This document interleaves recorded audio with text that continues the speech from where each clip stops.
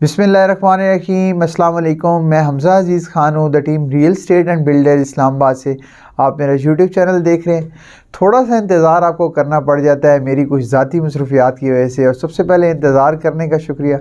Video बहुत important है, video को एंड तक ज़रूर देखिएगा और देखने से पहले लाइक एंड सब्सक्राइब ज़रूर कीजिएगा ताकि हर आने वाली इन्फॉर्मेशन और अपडेट आपको मिल सके।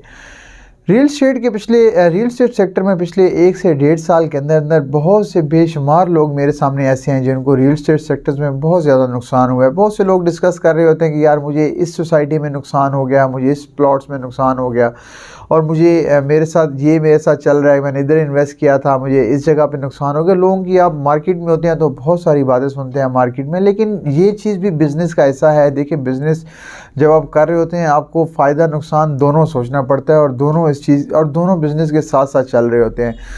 तो रियल स्टेट सेक्टर के साथ साथ जी कंस्ट्रक्शन सेक्टर रियल स्टेट में बहुत ज़्यादा अहमियत का हामिल है। लोग रियल स्टेट के साथ साथ कंस्ट्रक्शन में भी बहुत ज़्यादा लोग इन्वॉल्व हैं, और रियल स्टेट के साथ कंस्ट्रक्शन और रियल स्टेट, आपको पता है कि ये एक ही चीज़ है, जिसे कहते हैं कि ये एक ही डिपार्टमेंट है। जो रियल स्टेट में है वो कंस्ट्रक्शन में भी होता है, मतलब अपनी उनकी कंपनीज भी होती हैं, साथ साथ रियल स्टेट का काम भी कर रहे होते हैं। तो कंस्ट्रक्शन सेक्टर में लोगों को बज़ाहिर तो जिसे कहते हैं कि नुकसान नज़र नहीं आता, लेकिन वो अपना नुकसान करवा रहे होते हैं। तो मेरे ख्याल से जो अभी तक मैंने असेसमेंट किया है, जो अभी तक मैंने लोगों को देखा है, कंस्ट्रक्शन सेक्टर में भी लोगों को बहुत ज़्यादा नुकसान हुआ है। कंस्ट्रक्शन सेक्टर में लोगों को बहुत सारे मुख्तलिफ चीज़ों से नुकसान हुआ है। कंस्ट्रक्शन सेक्टर में लोग जिन्होंने अपने, कुछ लोग होते हैं जो घर बना रहे होते हैं, घर बना के सेल करते हैं, वो भी नुकसान में गए हैं। कुछ लोग ऐसे हैं जो अपने लिए घर बनाते हैं, लेकिन वो भी जिसे कहते हैं कि उनको भी नुकसान हो रहा होता है। कुछ जिसे कहते हैं कमर्शियल बिल्डिंग बना रहे होते हैं, कमर्शियल बिल्डिंग के भी उनको जिसे कहते हैं कि बहुत ज़्यादा नुकसान हो रहा होता है। तो मेरी बहुत सारी जगहों पे ऐसी डिस्कशंस हुई हैं, जो लोग कंस्ट्रक्शन के रिलेटेड कंस्ट्रक्शन का काम कर रहे हैं, और कंस्ट्रक्शन ऐसे काम करते हैं कि वो रेजिडेंशियल घर जो है वो बना के सेल करते हैं, और उनका बहुत ज़्यादा बिजनेस इस चीज़ में उनका अल्हम्दुलिल्लाह प्रॉफिट में भी जाता है। लेकिन बहुत से ऐसे हिडन लॉस होते हैं जिनको पता नहीं चल रहा होता कि यार ये हमारे साथ हो क्या रहा है, और हम इस पिछले 1 से 1.5 साल में हमारे साथ ये हो क्या गया है। देखिए, लोगों ने 1 से 1.5 साल पहले घर बनाना स्टार्ट किए थे, और घर देखें आपको मिनिमम जो है आपको 6 से 7 महीने लग जाते हैं घर बनाते बनाते।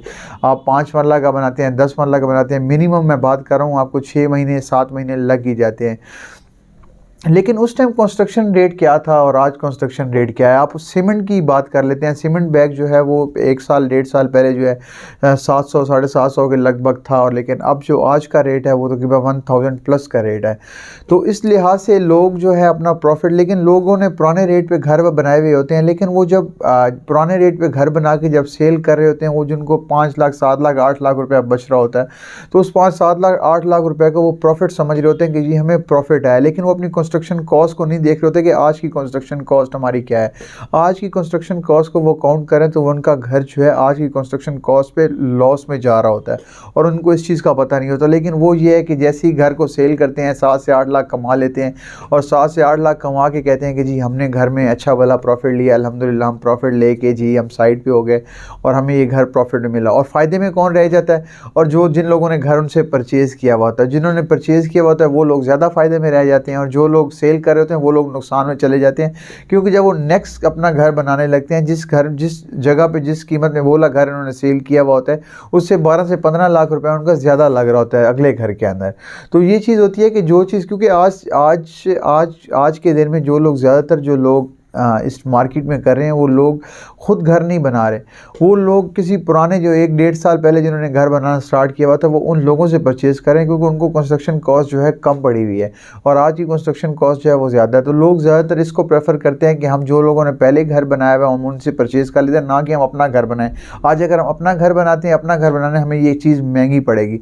तो ये चीज़ मैंने एक चीज़ आपसे डिस्कस करनी थी। लोग काफ़ी जो होते बिज़नेस में इन्वॉल्व तो होते हैं, लेकिन उनको उस बिज़नेस की जिसे कहते हैं कि समझ इतनी ज़्यादा नहीं होती। वो एक टाइम पे मतलब कि स्पॉट प्रॉफिट तो ले रहे होते हैं, और एट दी स्पॉट प्रॉफिट ले रहे होते हैं, लेकिन उनको लॉन्ग टर्म में चल के उनको नहीं पता कि ये चीज़ आप नुकसान में जा रहे होते हैं, और आप चीज़ नुकसान में अपनी चीज़ सेल कर रहे होते हैं, ना कि वो आप चीज़ आप एक दफ़ा तो आपको प्रॉफिट नज़र आ रहा होता है, लेकिन जब नेक्स्ट उसकी दोबारा बिज़नेस की तरफ जाएंगे वो चीज़ आपके नुकसान में जाएगी।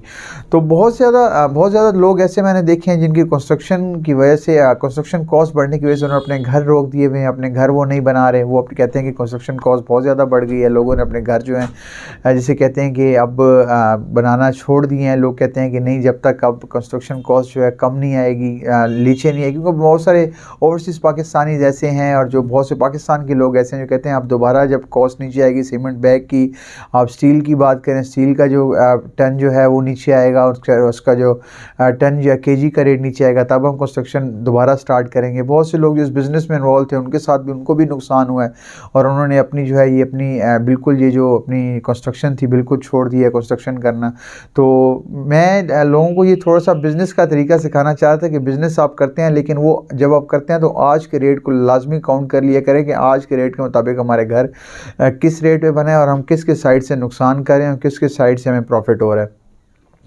तो रियल एस्टेट के हवाले से जी मैं वीडियोस बनाता रहता हूँ, आपको बताता रहता हूँ। आज तो मेरी टॉपिक था कि कंस्ट्रक्शन का मैं आपको बताऊँ जी। कंस्ट्रक्शन के हवाले से जी लोग काफ़ी खासे परेशान थे कि हमें घर बनाना चाहिए, अगर हमें घर परचेज़ करना चाहिए या हमें घर खुद बनाना चाहिए।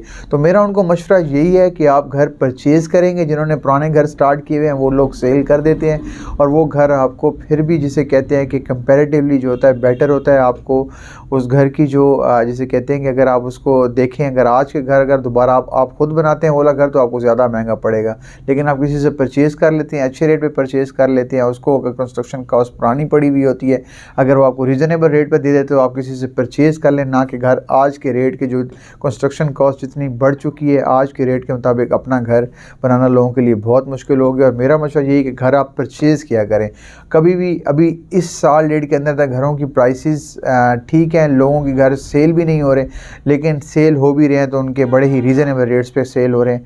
तो आप घर परचेज़ करने में देर ना कीजिए, अपना घर फिर इंशाल्लाह लाजमी बनाइए, लेकिन जब कंस्ट्रक्शन कॉस्ट कम हो जाएगी। तो रियल एस्टेट के हवाले से जी यही खबर थी जी। कंस्ट्रक्शन कॉस्ट के क्या जो है कंस्ट्रक्शन में क्या हिडन लॉसेज है मैं आपको बताना चाह रहा था, आपको क्लियर करना चाह रहा था कि उम्मीद है आपको ये चीज़ क्लियर हो गई होगी। तो इंशाल्लाह रियल एस्टेट के हवाले से मैं मज़ीद भी वीडियोज़ बनाता रहूँगा, आपको बताता रहूँगा। तब तक के लिए मुझे इजाज़त दीजिए। अल्लाह हाफिज़।